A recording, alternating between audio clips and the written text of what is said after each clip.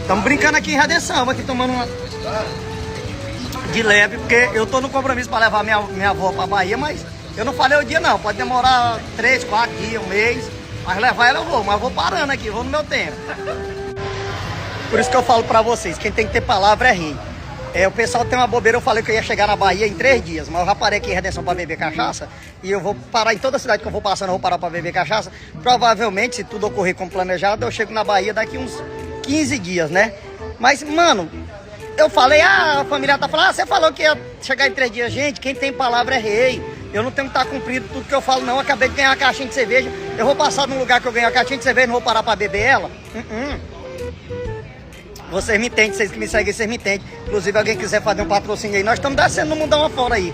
Thank you very much. A minha profissão aqui. Qual que era a tua profissão, Marcelo? Qual que era? Quando eu morava aqui em Redenção, essa daqui, ó, a minha profissão, roubar boné. Eu era um veneno pra roubar um boné.